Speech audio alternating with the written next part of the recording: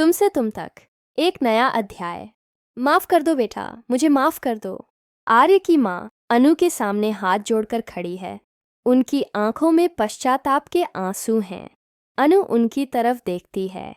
उसके दिल में सालों का दर्द और गुस्सा एक साथ उमड़ रहा है। आप क्यों माफी मांग रही हैं आंटी? आपने तो कुछ गलत नहीं किया। अनु की आवाज में दर्द है। गलत किया है अनु, बहुत बड़ी गलती की है। मैंने तुम्हारी और आर्य की खुशियों के बीच में दीवार खड़ी कर दी थी। मुझे लगा था कि तुम दोनों कभी एक नहीं हो सकते, पर आज मुझे एहसास हुआ कि तुम ही वह इंसान हो जो मेरे बेटे को पूरा कर सकती हो। आर्य की माँ फूट फूट कर रो पड़ती हैं। यह दृश्य देखकर आर्य को भी दुख होता है। वह अनु की तरफ बढ़ता है और उसका हाथ पकड़ लेता है। अचानक आसमान में काले बादल छा जाते हैं और हवा तेज चलने लगती है। तूफान आने के संकेत मिल रहे हैं। आर्य अनु से कहता है, मुझे माफ कर दो अनु, मैं तुमसे शादी नहीं कर सकता। अनु के पैरों तले जमीन खिसक जाती है। उसकी माँ और आर्य की माँ हैरान होकर उसे देखती हैं। क्या कह रहे हो आर्य? तुमने तो कहा था। अनु की आवाज लड़खड़ा जाती है।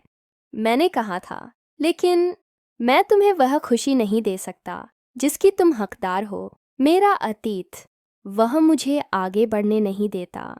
आर्य अपनी बात पूरी भी नहीं कर पाता कि अनु का हाथ उसके गाल पर पड़ता है। एक जोरदार थप्पड़ की आवाज गूंजती है। मेरा अतीत क्या है आर्य? मेरा प्यार, मेरा विश्वास। क्या तुम उसे भी अतीत बनाना चाहते हो? अनु की आंखों में आंसू हैं, लेकिन उसकी आवाज में दृढ़ता है।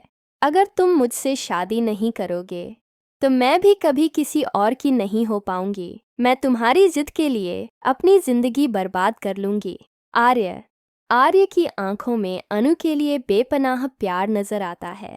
वह अनु की तरफ बढ़ता है, उसके गाल पर हाथ रखता है जहां अनु ने थप्पड़ मारा था। मैं तुमसे शादी करूंगा अनु, तुम्हारे बिना मैं जी नहीं सकता। आर्य की आवाज में प्यार और समर्पण है। यह सुनते ही अनु मुस्कुराती है। वह आर्य को कसकर गले लगा लेती है। उसी पल तेज बारिश शुरू हो जाती है और हवाएं तूफान में बदल जाती हैं। अनु की माँ और आर्य की माँ एक दूसरे को देखती हैं और मुस्कुराती हैं। लेकिन कहानी में एक नया मोड़ आता है। मीरा, जो दूर खड़ी यह सब देख रही थी, गुस्से से आग बबूला हो जाती है। वह अनु की तरफ बढ़ती है, हाथ उठाकर उसे थप्पड़ मारने के लिए, लेकिन अनु उसका हाथ पकड़ लेती है। अब मैं अनु नहीं, आर्य की बीवी हूँ। अनु की आवाज में एक नया आत्मविश्वास है।